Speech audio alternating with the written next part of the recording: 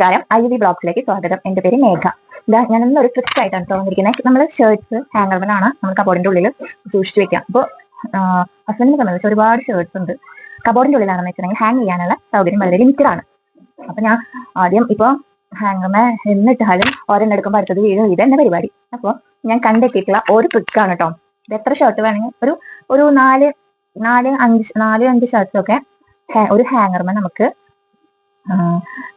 ഇതാക്കി വെക്കാം, ഹാങ് ചെയ്ത് വെക്കാം. എന്നിട്ട് സാധാരണ നമ്മൾ ഹാങ് ചെയ്യുന്ന പോലെ തന്നെ ഒരു ചെറിയ ട്രിക്ക് ഞാൻ യൂസ് ചെയ്യണമെന്നേ ഉള്ളൂ. ഇപ്പൊ കേട്ടോ, ഒന്നില്ലെങ്കിൽ ഹാങ് ചെയ്തിട്ട് ഓരോ ഷർട്ടും ഹാങ് ചെയ്യുമ്പോഴും ഫസ്റ്റത്തെ ബട്ടൺ ഉണ്ടല്ലോ അതൊന്ന് ഇട്ട് വെക്കാം.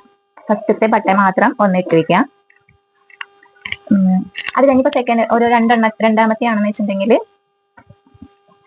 ഇത് എന്താ പറയാ, അങ്ങനെ ഇട്ട് വെക്കാം കേട്ടോ. ഓരോന്നായിട്ട്. അത് ക്ഷമയുള്ള ആളുകൾക്കാണെങ്കിൽ അങ്ങനെ ഓരോന്നായിട്ട് ഇടുമ്പോഴും ഓരോ ബട്ടൺ ഇട്ട് വെക്കുക. എന്നിട്ട് അതിൽ നിന്ന് എടുക്കാം, അതനുസരിച്ച് എടുക്കാം.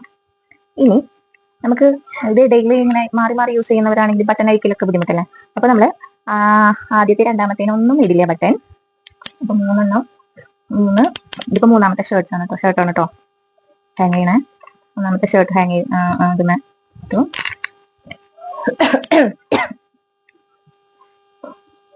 ഈ നാലാമത്തെ ഷർട്ട് ഹാങ് ചെയ്യാണ്. ഇനി ഇത് 4 ഷർട്ടായിട്ടോ, നാലെണ്ണൊക്കെ ഇതാക്കിയാൽ മതി കേട്ടോ.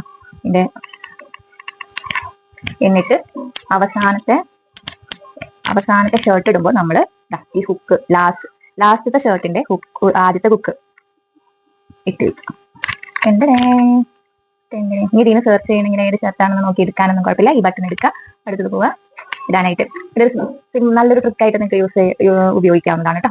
ഇന്നത്തെ വീഡിയോ ഇത്രയേ ഉള്ളൂ. Thank you.